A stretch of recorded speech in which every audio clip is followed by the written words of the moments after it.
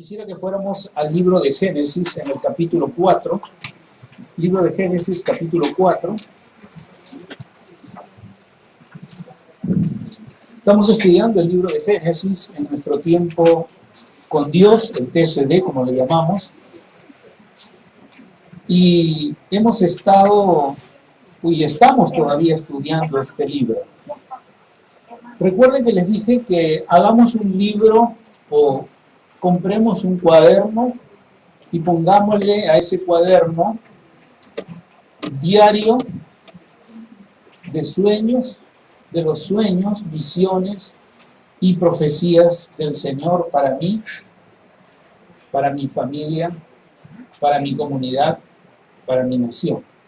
Y a medida que vamos estudiando la palabra, veamos cuáles son esos sueños, esas profecías, cuáles son esos sueños y profecías del Señor que están revelados en su palabra. Porque Dios nos ha revelado sus sueños y profecías. Y a veces cuando somos negligentes, o también porque el Señor habla de esa manera, nos los da en vivo y en directo. O sea, que aunque no lo sepamos que está en la Biblia, el Señor nos hace soñar para que sepamos cuáles son esos sueños sobre nuestra vida. Y en esta mañana, recordando que el Señor nos ha dicho como promesa que Él se volverá a nosotros y nos hará crecer y nos multiplicará y cumplirá su pacto con nosotros, Levítico capítulo 26.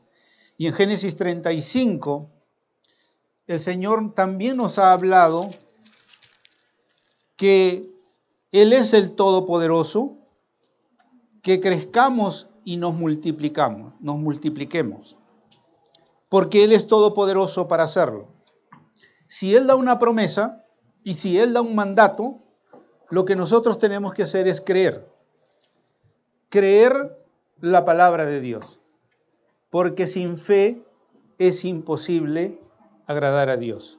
Sin fe usted no va a ver el crecimiento en su vida espiritual, no va a haber crecimiento en su salud, no va a haber crecimiento en lo económico, no va a haber crecimiento en sus estudios, no va a haber crecimiento en sus relaciones, no va a haber crecimiento en el ministerio que el Señor le ha dado, porque es por fe.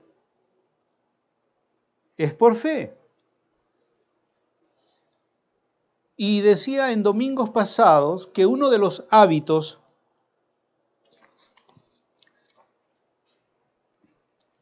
en los que necesitamos crecer, tener y crecer, es justamente hábitos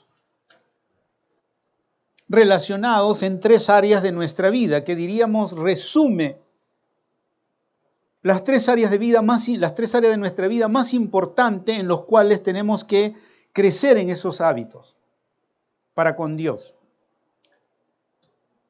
Porque si buscamos primeramente el reino de Dios y su justicia, ¿qué dice la Escritura? Es decir, primero está lo espiritual. Si buscamos primeramente el reino de Dios y su justicia, todas las demás cosas vendrán por añadidura. Salud, economía, nuestros estudios, nuestro trabajo, nuestra familia, todo vendrá por añadidura.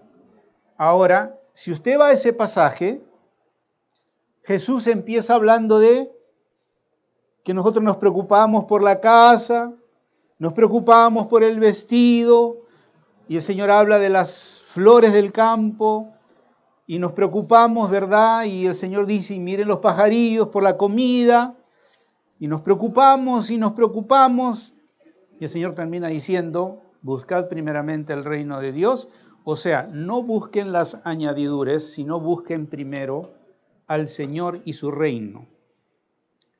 ¿Qué es el Señor? ¿Qué es el reino de Dios? Bueno, el reino es una palabra que no se usa en nuestro contexto, pero significa gobierno. Busquemos el gobierno de Dios sobre nuestra vida. Busquemos las leyes, los mandamientos, los estatutos, los preceptos de Dios, que es el reino de Dios para nuestra vida, y todas las demás cosas vendrán por añadidura. Es como si estuviéramos todos en el colegio y el profesor nos dijera, todos tienen que conocer la Constitución del Perú. Si no la conocen, van a ser vejados, van a ser humillados, van a ser desposeídos, porque no van a conocer sus derechos, no van a conocer sus responsabilidades, no van a poder conocer sus beneficios. Igual es en el reino de Dios. El reino de Dios está constituido por las leyes, los preceptos, los mandamientos de aquel que creó los cielos y la tierra y que sabe cómo funciona lo que él ha creado.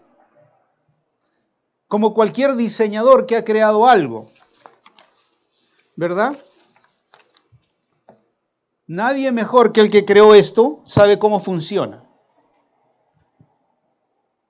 Yo tengo que someterme a las leyes o a los principios para que funcione este aparato. Te dirán cómo habla, ¿no? Si alguien, el otro día vino una persona aquí, se quedó admirado, dijo, yo también quiero ese micro para mi iglesia, dijo.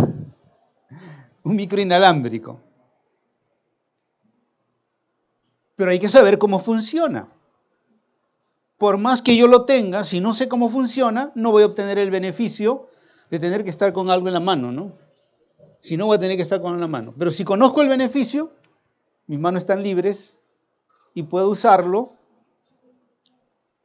y puedo aprovechar los beneficios de no tener un micro en la mano. Igual es con las cosas del Señor. Ahora, usted necesita saber, creer y practicar lo que sabe. Hay mucha gente que piensa, sí, yo sé eso de la palabra, pero igual sigue mal en lo económico, sigue mal en sus relaciones, sigue mal, etcétera, etcétera.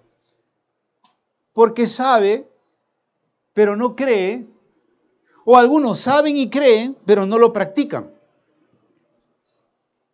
Oiga, la Biblia dice en Santiago capítulo 2 que los diablos, los demonios también creen.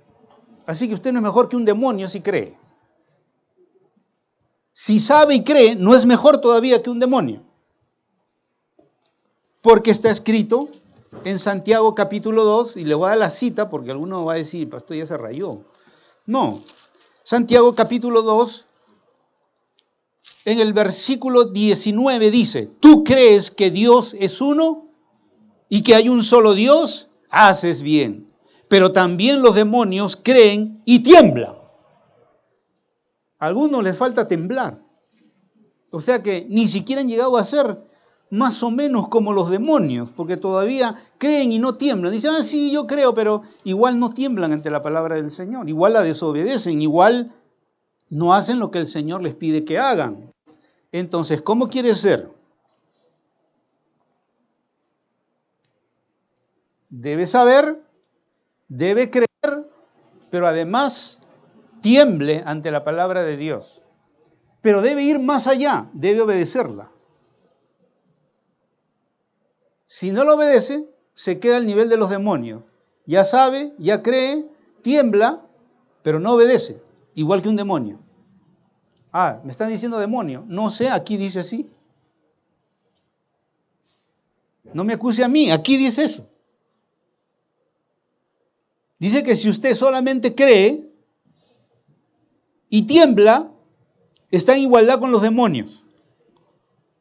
Pero la Biblia dice que si usted cree, tiembla ante la palabra de Dios para obedecerla y la obedece, entonces ya cambió. Ya usted está actuando de la manera como a Dios le agrada. Ahora, decía que hay 3 hábitos o 3 áreas de nuestra vida en las que debemos desarrollar hábitos. Uno de los grandes hábitos que tenemos que desarrollar en nuestra vida tiene que ver con el tiempo. Mira, hay gente que no está aquí porque dice no tengo tiempo.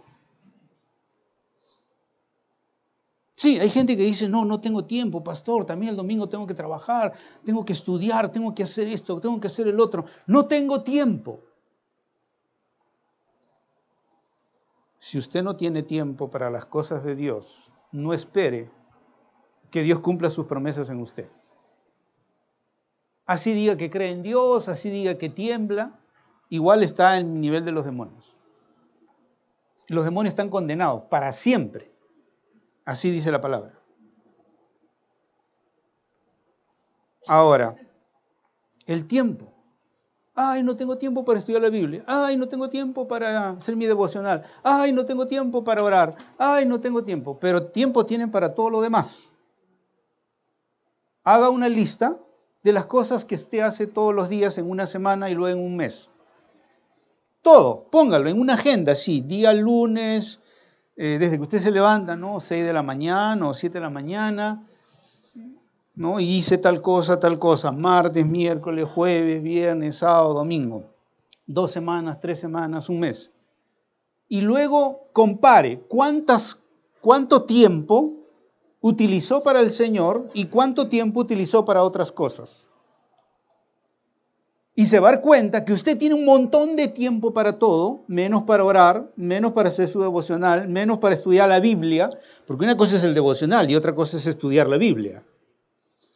El devocional es para usted recibir un rema de Dios, es decir, que en ese día Dios le hable y usted salga con la palabra de Dios donde usted va y esa palabra lo sostenga. Pero otra cosa es estudiar la Biblia. Es empezar a tener todo el conocimiento de Dios, conocer las leyes, los estatutos, los mandamientos, porque usted y yo estamos andando en campo minado en este mundo. Y si usted no conoce las leyes, los estatutos, los mandamientos, va a pisar las minas y va a explotar su vida. Va a explotar económicamente, va a explotar en su salud, va a explotar en el tiempo, en sus relaciones. Su vida va a ser una explosión, un daño terrible. Eso es lo que va a pasar. El tiempo, relaciones, cuánta gente no es un discípulo de Cristo porque dice, ay, es que yo quiero estar con una inconversa. No. Si usted va a ser discípulo de Jesús, la Biblia dice, el que ama padre, madre, hijos más que a mí, no es digno de mí y no puede ser mi discípulo. No se engañe. Jesús no le pone una situación intermedia. Él le dice o sí o no. O cielo o infierno. O desgracia y maldición o bendición. Escoge lo que quieres, le dijo el Señor a través de Moisés al pueblo. ¿Qué quieren? ¿La maldición? Ahí está, lean Deuteronomio 28, 29, ahí están las maldiciones. Anden por ese camino y serán malditos. Ustedes, su generación, su descendencia, será maldita. Pero escojan el camino de la vida, Deuteronomio 28, y entonces ustedes, sus hijos, su descendencia, serán benditas por generaciones. Está claro en la palabra.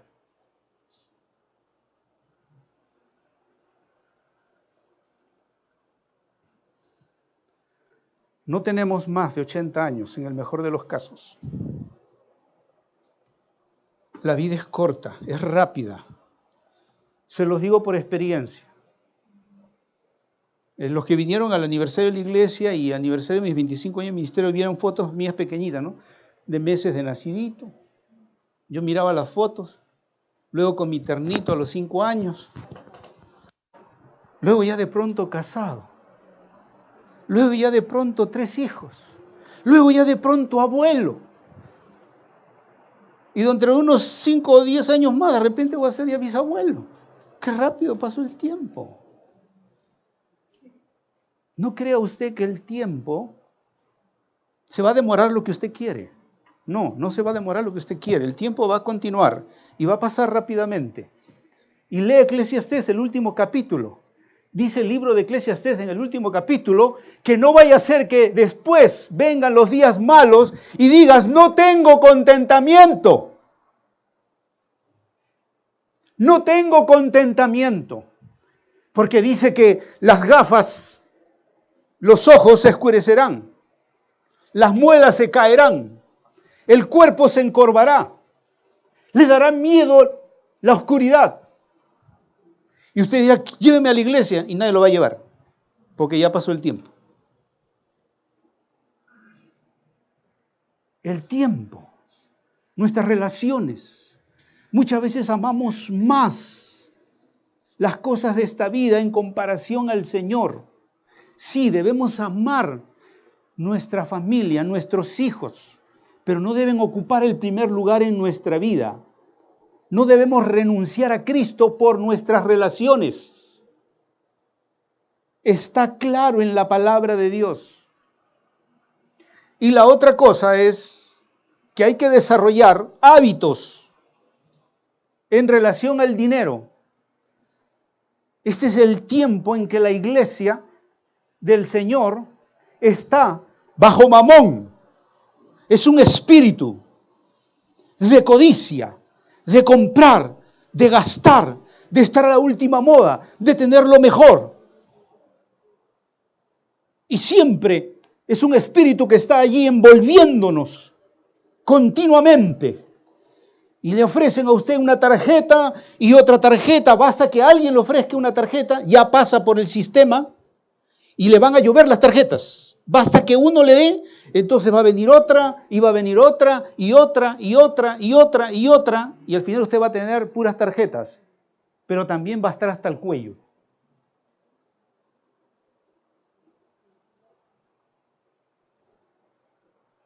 La Biblia enseña que debemos de vivir de acuerdo a la bendición que Dios nos da. Usted no puede vivir, si gana 1,000 soles, gastar 1,100, ni 1,200. Usted tiene que vivir con 1,000, porque esa es la bendición de Dios. Si usted pide más, se endeuda con más, usted le está diciendo a Dios, no creo en tu bendición. Tú no me vas a bendecir. Cuando yo me casé, para poder vivir con mi esposa, aparte, solo podía alquilar un cuarto con lo que ganaba. Pero dije, Señor, tu palabra dice, dejará padre y madre y se unirá a su mujer. Yo creo en tu palabra. Si tú me mandas que salga, tú me vas a proveer dónde vivir, porque sería contradictorio que Dios le mande a alguien y no le provea, ¿no es cierto? Si Dios dice, deja padre y madre y únete a tu mujer, entonces quiere decir que el Señor te va a proveer. Y dije, Señor, tú provéeme. Y Dios siempre nos prueba. Me casé y no tenía el cuartito, pero vine de mi luna de miel y ya estaba el cuartito. El cuartito era por allí, entre Arequipa y Arenales, cerca al hospital del empleado. Iba a vivir con una ancianita. Una ancianita que tenía una casa grande, pero que no quería ir donde sus hijos. Ella quería vivir ahí. Sus hijos, como no querían, entonces decía, pero mi mamá ya tenía casi más de 90, ¿no? 100 años, una viejita, que todavía quería comprar querosene cuando ya no había querosene, o no me acuerdo qué cosa más. Pero ya hablaba de cosas que ya no habían. Entonces decíamos, sí, ya con nuestra plata le compramos. Cuando ya su hija le cobramos. Decían, mire, le hemos comprado a su mamá. Ella nos dio un sol, pero esto costaba, aquí está la boleta, costaba, si usted sabe, ¿no? Sí, no se preocupe. Y nos fuimos a vivir con la abuelita. Creo que estuvimos 3, 4 meses. De ahí, ¡pum!, recibimos un departamento en el cual vivimos por 20 años. Que no nos costó un sol, no tuvimos que embarcarnos con 20 años de deuda, como se hace hoy día, para comprar un departamento. El Señor nos lo regaló. Y cuando el Señor nos lo pidió, lo vendimos y lo pusimos para la obra de Dios. Problema. Así que estoy esperando ahora una casita así más grande de la que di, porque el Señor es proveedor. ¿Me entiende? Tiene que usar el dinero de acuerdo a la bendición de Dios. Si usted dice, esta es mi bendición, Dios le va a añadir. Porque el que es fiel en lo poco, sobre mucho lo pondré, dice el Señor. Entonces Dios lo va a probar. Primero le va a dar algo pequeñito, que viva con una abuelita, pero viva aparte, y luego, ¡pum!, le da algo propio. Y usted renuncia a eso y el Señor le da algo más grande. Así es el Señor.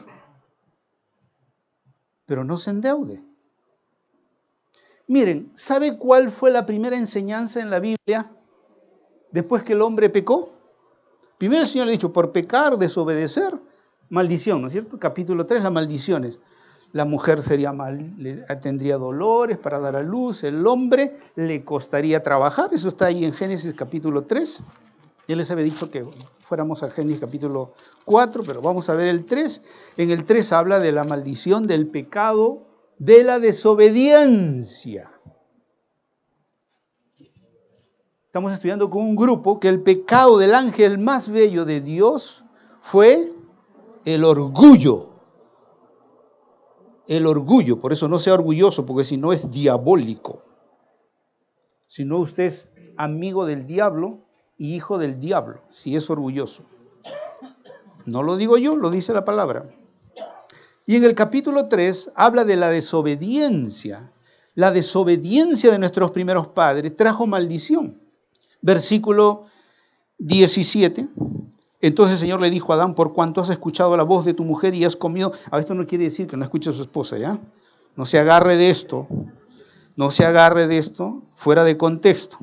Entonces el Señor dijo a Adán, por cuanto has escuchado la voz de tu mujer y has comido del árbol del cual te ordené diciendo, no comerás de él, maldita será la tierra por tu causa, con trabajo o dolor comerás de ella y todos los días de tu vida. Luego espinos y cardos te producirá, comerás de las plantas del campo, con el sudor de tu rostro comerás el pan hasta que vuelvas a la tierra, porque de ella fuiste tomado, polvo eres y al polvo volverás. Maldición sobre la tierra y el hombre tuvo que trabajar. Hay algunos que no creen en la disciplina. Dios disciplinó a Adán y a Eva. Dios les dijo, no coman de este árbol. Es una prueba de obediencia. Comieron. ¿Qué pasó? Vino maldición. Toda desobediencia trae maldición. Maldición. Porque son las leyes de un Dios santo. Dios es santo. Toda desobediencia trae maldición. Y eso es lo que vemos aquí.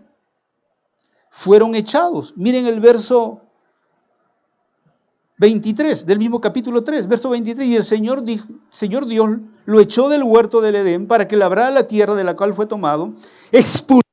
Lo expulsó pues al hombre, y al oriente del huerto del Edén puso querubines y una espada encendida que giraba por todas direcciones para guardar el camino del árbol de la vida.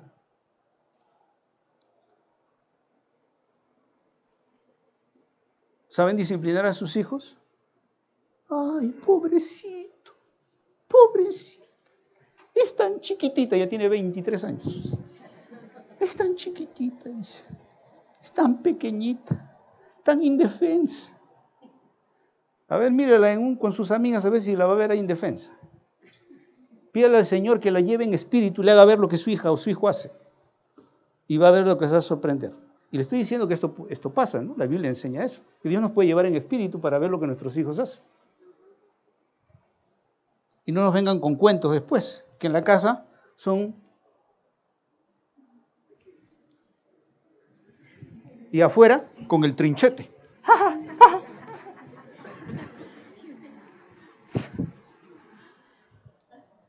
Dios disciplina la desobediencia. Los echó del huerto porque desobedecieron. Y toda desobediencia trajo maldición. Por eso es que no alcanzamos la promesa de Dios. Cuando desobedecemos, no confesamos y nos arrepentimos, traemos maldición. Y como la Biblia dice que va a haber mal sobre nosotros si desobedecemos, viene el diablo y dice, aquí estoy para cumplirla. Y el ¡pac! La cumple. Así es, así funciona en el reino espiritual. Usted obedece y el Señor lo cerca. La palabra dice que el diablo no lo va a tocar. Está ahí en 1 Juan capítulo 5. Pero si usted desobedece, dice que el diablo sí lo va a tocar. Lo va a poner más bien en yugo, lo va a poner en esclavitud, lo va a poner en opresión.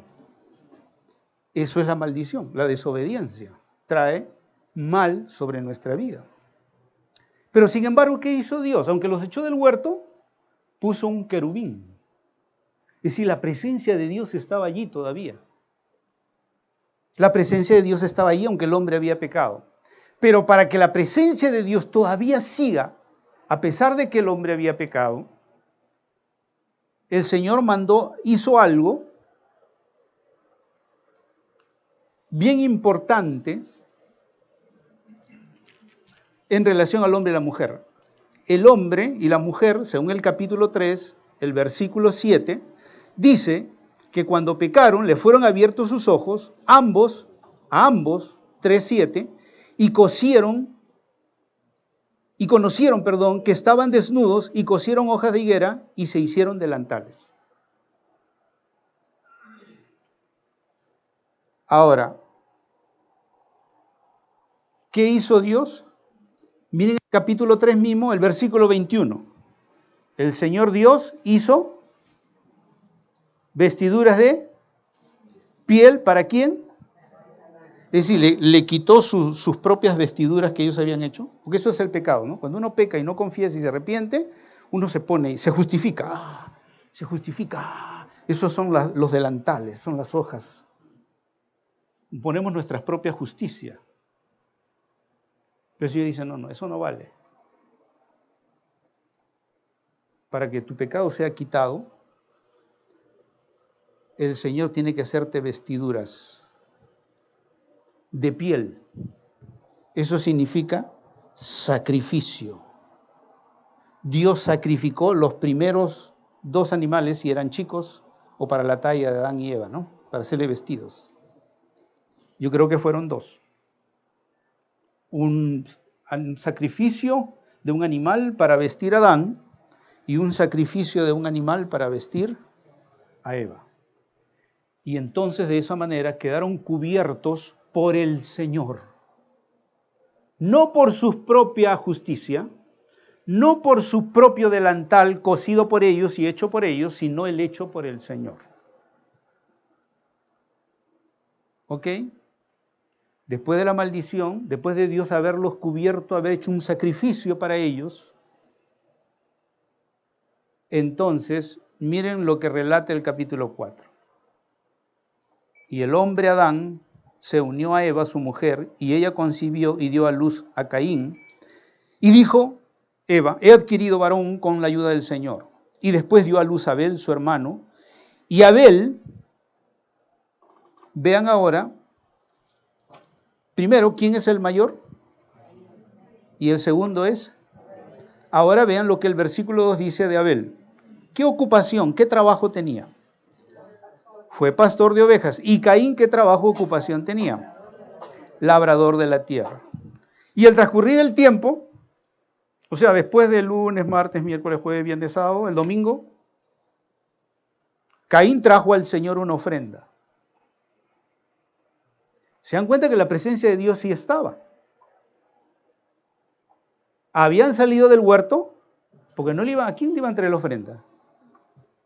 Al Señor. Por eso dice aquí que cuando pasó el tiempo, o sea, yo lo estoy contextualizando, digo, llegó el domingo y Caín trajo al Señor su ofrenda ¿de qué? ¿Cuál era su ofrenda? El fruto de la tierra. ¿Ok? El fruto de la tierra. Porque él era, según el versículo 2, era labrador de la tierra. Y también Abel, por su parte, también vino al culto y trajo de los primogénitos. ¿Qué es primogénito? Primero. Trajo de los primogénitos de sus ovejas y de la grasa de los mismos. Si alguien tiene mucha grasa, ¿cómo es el animal?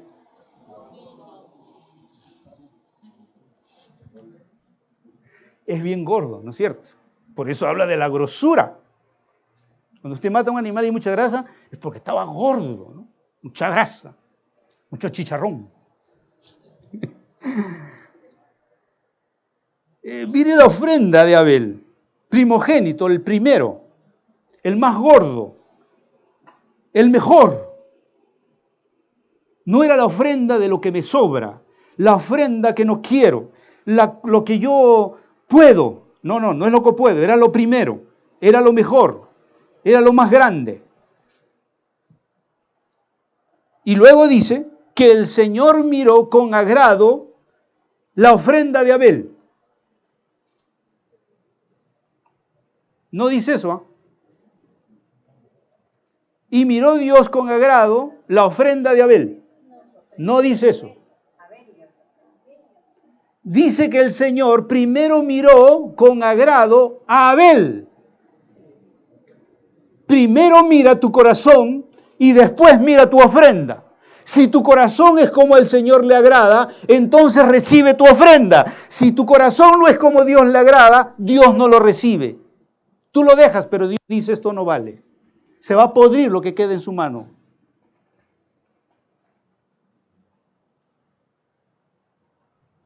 Ahora, verso 5, pero no miró con agrado, mira la palabra agrado, con agrado a Abel. No miró con agrado nuevamente a la persona, a Caín, y su ofrenda después. Y Caín se enojó mucho y su semblante demudó. Entonces el Señor dijo a Caín, ¿por qué estás enojado? ¿Por qué se ha desnudado tu semblante? Si haces bien, ¿no serás aceptado? Si haces bien, si haces como hizo Abel, ¿no serás aceptado? ¿Por qué te enojas? Pero si no haces bien, el pecado yace a la puerta y te codicia, pero tú debes dominarlo. Caín dijo a su hermano Abel, vamos al campo, y aconteció que cuando estaba en el campo, Caín se levantó contra su hermano Abel y lo mató.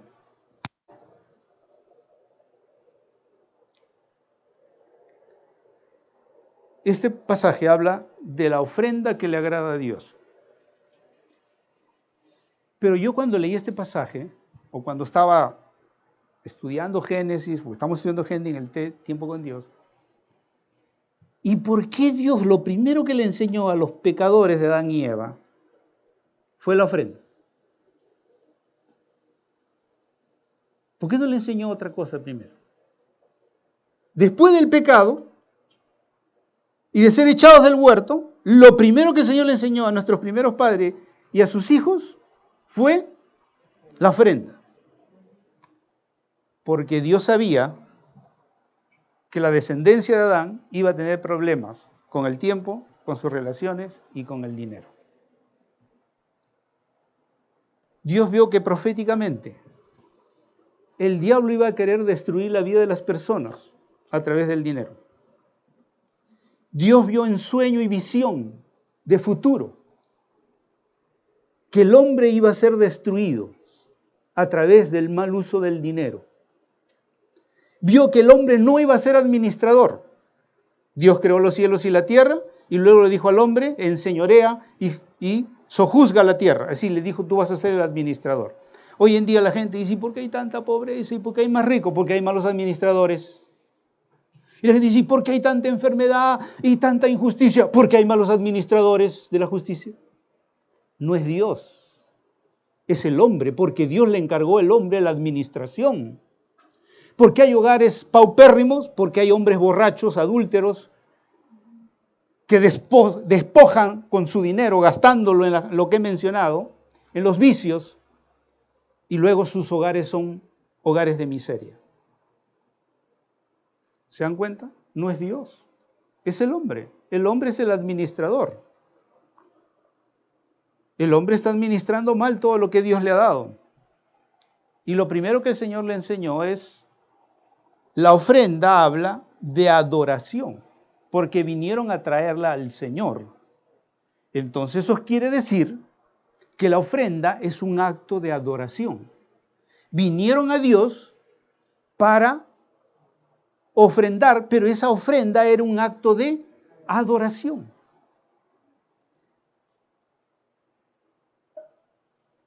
Dios sabía que un día, aun cuando su Hijo Jesucristo viniera, el diablo iba a venir y le iba a decir, todos los reinos de este mundo, todas las riquezas, las grandes empresas, todos los reinos y tesoros de este mundo, te daré si postrado me adorares.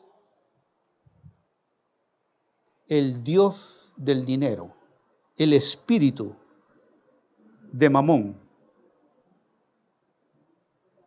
Dios sabía que proféticamente el hombre Satanás iba a tentar, si al Señor lo tentó diciéndole, todos los reinos de este mundo te voy a dar si postrado me adorares.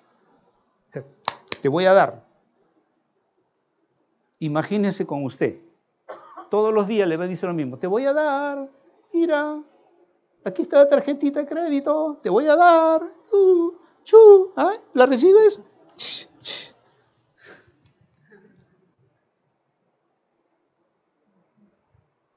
Porque Él sabe que si te da y tú recibes equivocadamente, lo vas a adorar a Él y dejarás de adorar al Señor con tus ofrendas y tus diezmos. Él se robará la adoración que le corresponde a Dios para que tú se la des a Él. Porque cuando tú tienes dinero, te olvidas de dónde naciste. Te olvidas de quién eres. Te vuelves orgulloso, te vuelves mezquino, todo lo cuestionas en relación al dinero. No dices de gracia recibí, de gracia voy a dar. Dios me pidió un departamento, igual lo doy al Señor. De gracia recibí, porque no me costó un centavo. ¿De qué tengo que dolerme? Si yo más bien estoy agradecido porque estuve 20 años ahí viviendo sin pagar un solo centavo por un departamento. De gracia recibí, no me dolió darlo. Al contrario, dije, Señor, gracias. 20 años me diste para vivir gratis.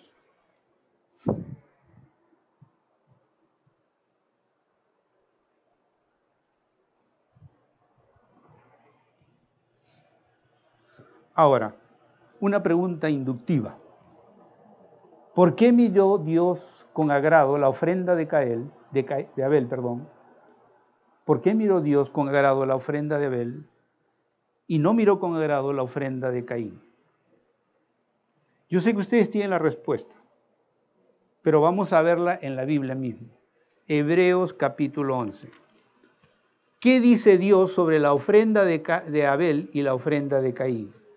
Hebreos 11. Vamos a leer estos versículos.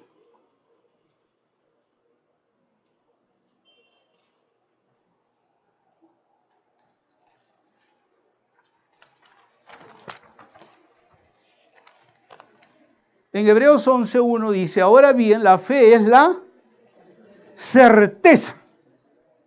Es decir, usted recibe una promesa, certeza.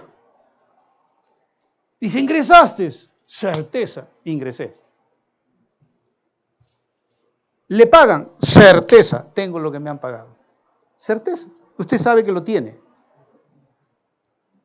En el mundo espiritual, la fe es tener certeza, ya lo tengo. Dios llama las cosas que no son como si ya fueran. Dios tiene un sueño, todavía es un sueño, todavía es una visión, hay una palabra profética, una promesa de Dios, una bendición de Dios, pero Dios llama las cosas que no son como si ya fueran. Si usted cree, tiembla y obedece, ya es suyo. Es suyo. Si Dios lo ha dicho, es suyo. Con el corazón se cree y con la boca se confiesa. La fe es certeza y luego es convicción. Convicción. Yo sé que si Dios creó los cielos y la tierra, ¿cómo no me va a dar para un lugar para donde vivir? Si Él creó todo. Si Él es el dueño de todo, ¿cómo no me va a dar un lugar donde vivir? Tengo que creer, tener la certeza y esperarlo. Y la convicción, porque Dios es Dios. Mi fe no se basa en positivismo, no, se basa en quién es Dios. Y Dios es el creador de los cielos y la tierra, por tanto, Él tiene el poder y ha prometido darnos para todas nuestras necesidades. Yo hago mi parte y el Señor hace lo que yo no puedo hacer. Versículo 2. Porque por ella, o sea, por la fe, ¿qué pasó por la fe? ¿Qué recibieron por la fe? Aprobación. ¿Qué quiere decir? que cuando usted tiene fe, ¿qué hace Dios con su vida? ¿Estás aprobado? ¿Estás aprobado? ¿Tienes fe? Ya estás aprobado. ¿No? ¿Tu crédito? No, tu crédito no. ¿Tu bendición? Está aprobada. Está aprobada. La fe hace que Dios te apruebe. No necesitas más que actuar en fe. Ahora miren el versículo 4. ¿Por qué se agradó Dios de la ofrenda de Abel? Aquí lo dice. Por la fe. Abel ofreció a Dios. Algunos dicen que la ofrenda la dejan en la iglesia. No, usted no la deja en la iglesia, la deja al Señor. Si lo deja en la iglesia, ya perdió la bendición. No lo ha dejado en el lugar correcto. Usted tiene que dar su ofrenda al Señor. Darlo al Señor. Por la fe Abel ofreció a Dios un mejor sacrificio que Caín. Entonces, ¿por qué Dios se agradó de Abel y de su ofrenda? Porque dice que lo dio con fe. Lo dio con fe. Es decir, con certeza, con convicción.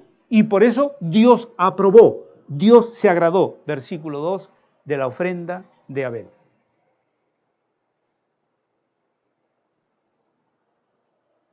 ¿Por qué no se agradó de la ofrenda de Caín? Dice, por lo cual, hablando otra vez de Abel, alcanzó testimonio de que era justo, dando Dios testimonio acerca de Abel y de sus ofrendas. Y por la fe, estando muerto, todavía habla. Mira, qué lindo es esto, ¿no? Es que cuando usted da su ofrenda, usted está dando su ofrenda, el Señor la aprueba, el Señor se agrada, porque viene con fe, y le dice al diablo, ya ves, este sí ofrenda con fe. Pero cuando usted viene y lo da sin fe, entonces el diablo le dice, ya ves, este está trayendo todo sin fe, no lo vas a poder bendecir. Eso es lo que está diciendo este versículo.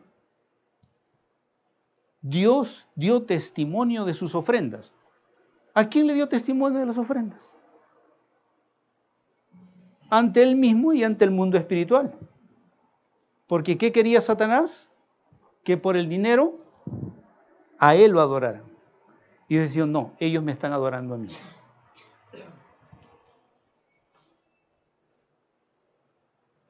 Y estando aún muerto, hasta ahora, todavía hablan las ofrendas de Abel. Ahora, entonces, si Dios se agradó por la ofrenda de Abel, porque era una ofrenda de fe, entonces, ¿por qué no se agradó de la ofrenda de Caín? Porque no era una ofrenda de fe. ¿Cómo lo sabemos? Volvemos a Génesis 3. Volvemos a Génesis 3. Dice en el versículo 3, que al transcurrir el tiempo, Caín trajo al Señor una ofrenda que consistía ¿en qué? ¿En qué consistía? 4.3, la ofrenda de Caín. Fruto de la tierra. Esa era la ofrenda de Caín. Y también Abel, por su parte, trajo a los primogénitos de sus ovejas y de la grasa de los mismos. ¿Se dan cuenta de la diferencia de la ofrenda? ¿En dónde está la fe de Abel? La fe de Abel está en la manera como él, o qué fue la ofrenda de Abel. Su fe estaba puesta, o la ofrenda que él trajo, estaba mostrando en dónde estaba puesta su fe.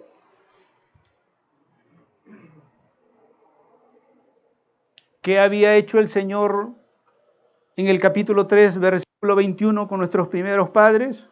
El Señor hizo vestiduras de piel para Adán y su mujer y los vistió. El Señor hizo un sacrificio. Hebreos capítulo 9 dice, sin derramamiento de sangre no hay perdón de pecados. Entonces, la orden de Dios para acercarlo a adorarlo es a través de una ofrenda de sacrificio. Ah, yo pensé que era de lo que me sobra. No, no es lo que le sobra. No es lo que usted puede dar. Era una ofrenda de sacrificio. Porque Dios había hecho lo mismo con Adán y Eva. Era una ofrenda de sacrificio. Entonces, como muchos, aún de creyentes, Caín vino y dijo, ¿yo para qué voy a traer una ofrenda de sacrificio? No, yo voy a traer la ofrenda como a mí me da la gana. Y trajo del fruto de la tierra.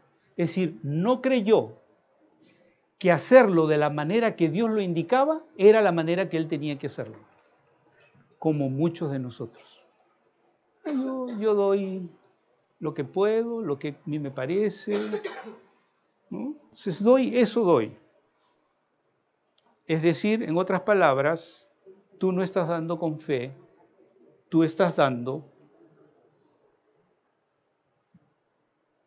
no estás dando conforme a la indicación de Dios. Dios dijo sacrificio, ofrenda de animal y con sacrificio.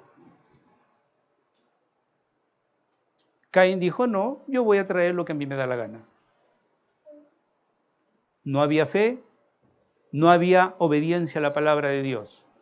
Contrariamente a Abel, hubo fe, creyó en la manera que Dios le dijo que debía traer.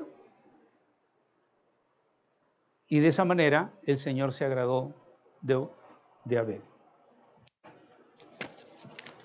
Ahora,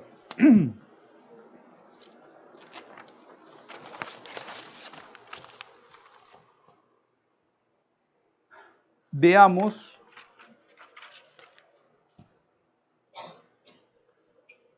que Dios le dé una oportunidad a Caín. Si hay algún Caín acá, de cómo ofrenda, si tiene el espíritu de Cainita en ofrendar. Sí, porque era un espíritu, hermano. No solamente era Caín, era el espíritu de la destrucción. Era el espíritu de egocentrismo, de avaricia y de menosprecio a la palabra de Dios. Miren lo que Dios le dice. La reacción primero de Caín en el verso 5, 4-5. ¿Cuál es la reacción? Cuando Dios no mira con agrado a Caín, el corazón de Caín, la falta de fe de Caín, el traerlo no como Dios dice, sino como le da la gana, todavía se enojó. O sea que él es el desobediente y todavía se enoja, como muchas personas, ¿no? Ay, he ofrendado y el Señor no me ha bendecido. Y se enojan. Dice, ¿para qué di entonces si Dios no me ha bendecido? Se enojan. No están dando de la forma correcta, y cuando no reciben bendición porque no están dando de la forma correcta, entonces dicen, se enojan, y demudan su semblante. ¿Cómo reaccionó Dios? Dios no le dijo, tú tienes la culpa, pues. Tú tienes la culpa, pues Caín, tú mismo has hecho mal. Dios sabía que había hecho mal, Dios los había instruido, sabían cómo debían hacerlo, pero sin embargo Dios le dijo, ¿por qué estás enojado? ¿Por qué se ha demudado tu rostro, tu semblante? Dios quería hablar con Caín, hacerle entender, hacerle comprender lo que es la ofrenda. Yo lo sabía, pero Dios quería darle la oportunidad de que él corrigiera esa actitud. Incluso el Señor le dice a Caín lo que él debía hacer.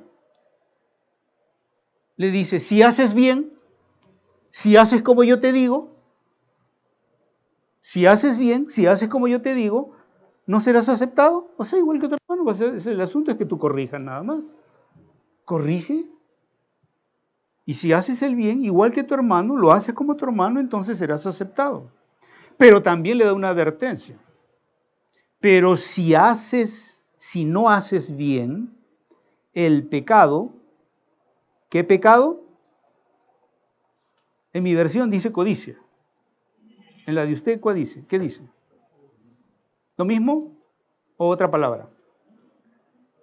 Bueno, aquí dice el Señor, si no haces bien el pecado, yace a la puerta y te codicia, te hará codicioso.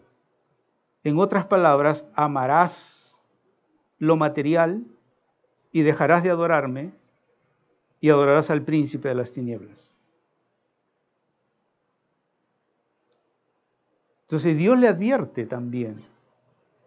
Le dice cómo puede corregir y le dice, le da una advertencia, le da la oportunidad a que él corrija.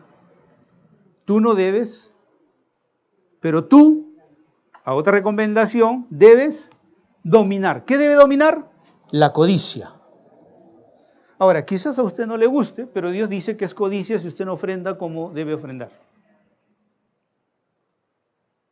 Si no, es que yo tengo necesidad y pues, codicioso. Sí, pero yo soy pobre, la viuda pobre, codicioso. ¿Se acuerdan de la viuda pobre? ¿Qué dijo el Señor? Ay, dijo, pobrecita, esta viudita, voy a sacar para devolverle esa ofrenda. No, dijo, ella dio más que todos, porque dio no lo que le sobra, sino de su propio.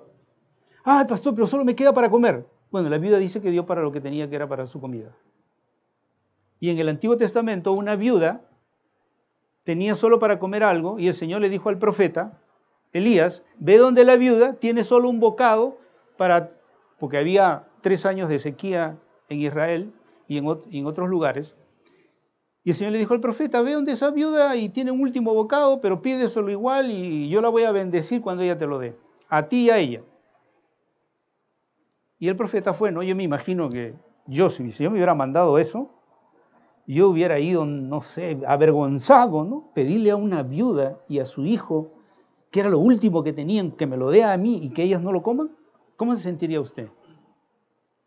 Pero Dios le mandó eso al profeta. Ustedes saben la historia, ¿qué pasó? La viuda se lo dio, dijo, que muera entonces yo y mi hijo, pero hágase conforme a la palabra de Jehová. Y dice que la harina no escaseó. Ella sacaba y volvía a salir, y volvía a sacar y volvía a salir, y sacaba y sacaba. Milagros económicos. Comprarás sin dinero. Milagros económicos. 3 años y medio, Elías, todos estaban de hambre, hasta el rey no tenía agua y Elías estaba comiendo su churrasco, porque dice que un ave, el Señor le traía un ave y le traía su churrasco, y había, donde estaba Elías, solamente ahí había agua, en todo lugar no había agua. O sea, él comía su churrasco, tomaba su agua, mientras el rey y todo el mundo estaba con hambre y estaba de sed. Milagros económicos. ¿Quieres crecer económicamente? Da como Caín. ¿Quieres crecer económicamente? Da como Caín. No. ¿Quieres crecer económicamente? Ofrenda como Abel. Y verás milagros económicos. Ahora, ¿lo digo por teoría? No. Mi familia sabe todos los milagros económicos que Dios ha hecho con nosotros.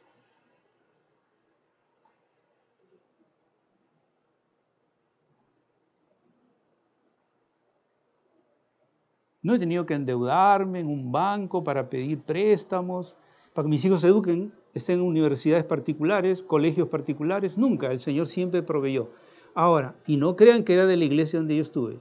Dios en todo el largo de mi ministerio, estos 25 años, Dios puso ofrendas de otras personas. Por ejemplo, miren, el día de mi aniversario, de los 25 años, una hermana que no era de la iglesia y que supo que era mi aniversario, antes de irse, me puso un sobre en mi saco. No lo digo para reclamar, pero fue la única ofrenda que recibí de mis 25 años de ministerio ese día. Y eran $100. Lo digo porque ya no está aquí, no era de esta iglesia.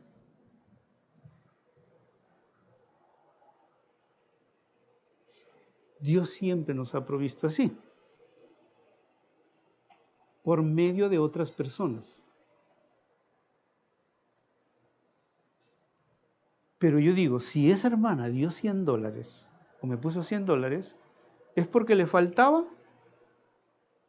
Yo sabía que había venido de un viaje de España. Dios la bendice y sabe bendecir. Entonces, no lo digo. Si yo digo algo como Pablo dice no porque yo tenga escasez. Vivo sí lo más austeramente posible que pueda.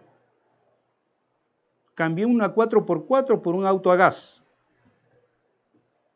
Y GNB, o sea, lo más cómodo.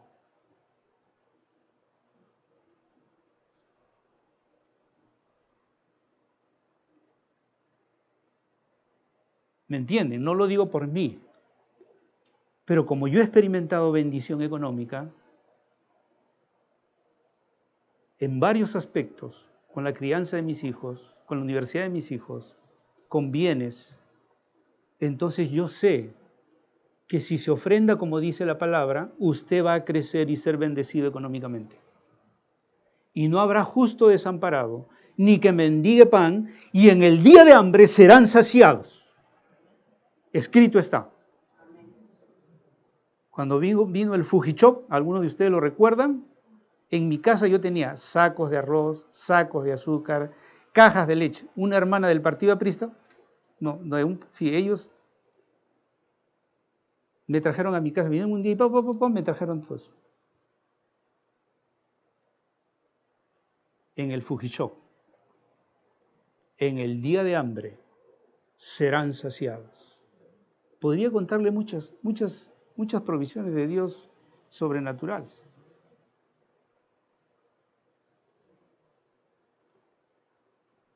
Pero Dios es un Dios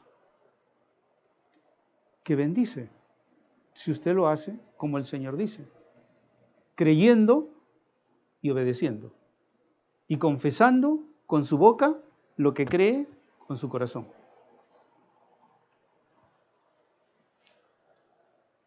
Entonces, la respuesta de Caín a Dios es la respuesta de mucha gente hoy en día.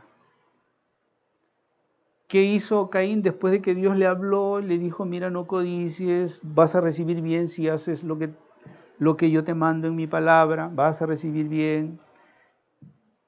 Versículo 8, Caín dijo a su hermano Abel, vamos al campo, y aconteció que cuando esperaba en el campo, Caín se levantó contra su hermano Abel y lo mató. ¿Qué hizo Caín? ¿Cuál fue la respuesta de Caín?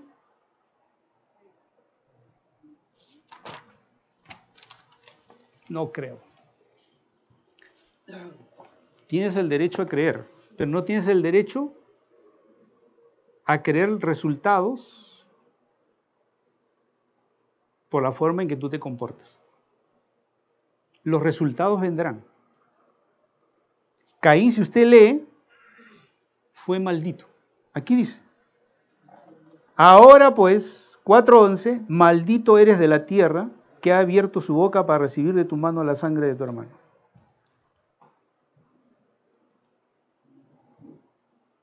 Dice que donde fuera la tierra no le iba a producir. No importa que, es como un lugar que yo conozco, ¿no? Hay un lugar en Tarapoto, mi suegro ya falleció, él era creyente muchísimos años, murió siendo creyente, un hombre de Dios, y compró no sé cuántas hectáreas, no me acuerdo bien. ¿Cuántas hectáreas? Papá Edrulfo, ¿cuántas hectáreas compró? ¿La de su chacra? 7 hectáreas, 10 hectáreas.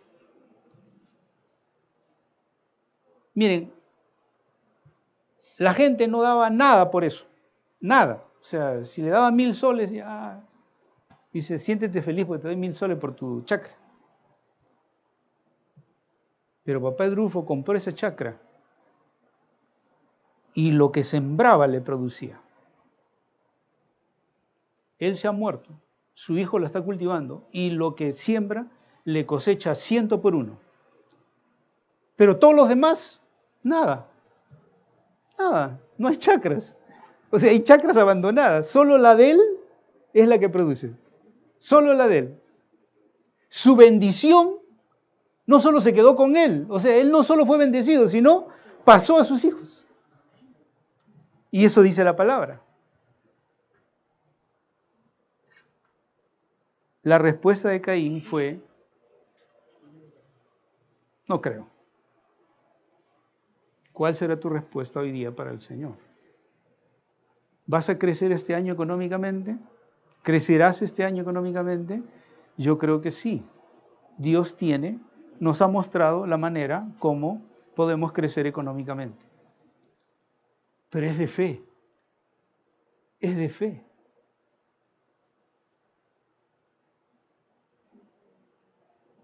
Es de fe, es creyendo y obedeciendo y proclamando que recibiremos las bendiciones de Dios. Aun cuando todo te va mal. Aun cuando todo te va mal. Hay muchas cosas en lo económico que yo he luchado en oración a Dios.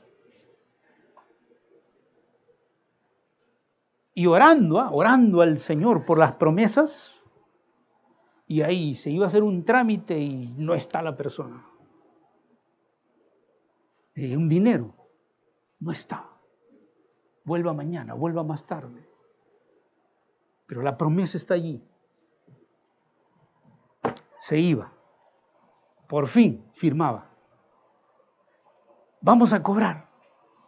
Igual, no lo puede cobrar. Tenemos que hacer arreglos, tenemos que preguntar si es este cheque, pero si es del mismo banco. ¿Qué van a averiguar si es del mismo banco? Esperar 3 horas. La promesa está ahí. Orando. Y por fin el dinero viene. ¿Qué les quiero decir? Que Dios te va a dejar pasar pruebas. Y te va a dejar hasta el último día o el último momento. Pero si tú estás obedeciendo al Señor y estás creyendo, aunque el diablo haga demorar a este y al otro y acá y allá, igual el Señor dice, hecho está. Ríete de la oposición. Ríete.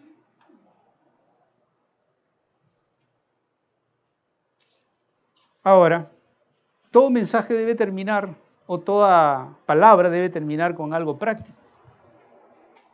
Hoy vas a hacer un compromiso de fe con Dios. No mañana, no pasado.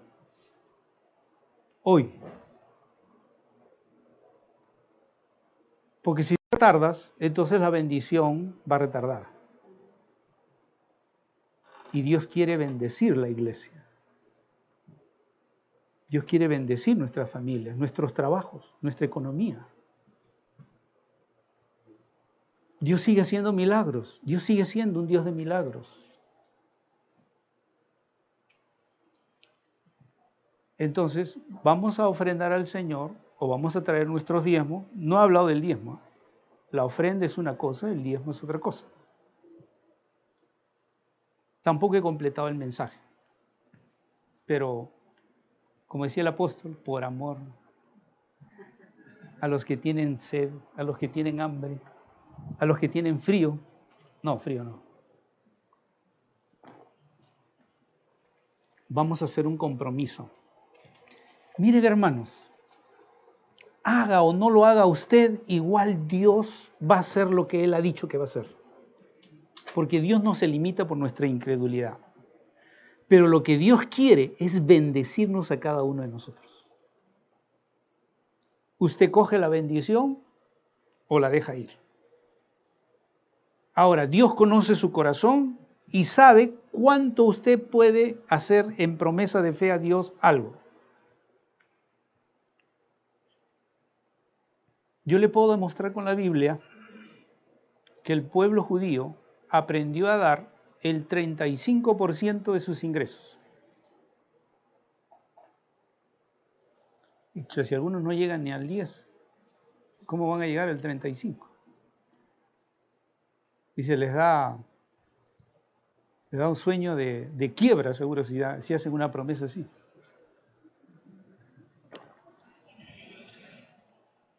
Bueno, la Biblia dice que tomando el tema del agricultor, que conforme sembramos, eso segamos. Es práctico, ¿no? Si usted es agricultor y tiene 1 hectárea, ¿cuánto va a cosechar si siembra 1 hectárea? Lo que 1 hectárea produzca de lo que ha sembrado. Ay, pero si siembra 10 hectáreas, va a cosechar de 10. No es lo mismo de 1 que de 10. Eso es lo que dice la Biblia. Pero es fe. Es de acuerdo a su fe. Conforme a tu fe, te será hecho. Ahora, Dios me ha prometido bendición económica para esta iglesia. Igual me ha dicho que si ustedes no actúan en fe, igual Él va a traer la bendición. Ustedes y yo vamos a ver una propiedad. Yo quiero que sea por la bendición de ustedes. Pero el Señor me ha dicho, es igual, me dice, si ellos no quieren creer, igual yo la voy a traer. Igual yo te voy a dar la propiedad. Pero ¿no sería mejor que ustedes experimenten la bendición para dar? Yo creo que sí. Porque entonces sabrán que Dios es proveedor. Realmente, que Dios hace milagros económicos. Que aunque todo el mundo está pidiendo préstamo, usted está recibiendo herencias, usted está recibiendo cosas de regalo de Dios, como a mí, ¿no? Me regalaron un Volkswagen, después me regalaron un Station, después me regalaron una 4x4, me regalaron 2 viajes a Israel con todo pagado, hotel 5 estrellas. Mejor es que usted experimente. Oye, yo he recibido la promesa y yo la creo. Sé que el Señor me va a dar. Pero digo, Señor, ¿por qué vas a bendecir a otro para que me dé cuando tu iglesia puede ser bendecida? Entonces me dijo, predícale pues de la fe, a ver si creen. Ya prediqué, salvé mi pellejo. Salvé mi pellejo. Aunque el próximo domingo vamos a hablar de algo más. Pero se da cuenta, conforme a la fe de ustedes, el Señor hará. Bendito el que te bendijere, y maldito será el que te maldiga.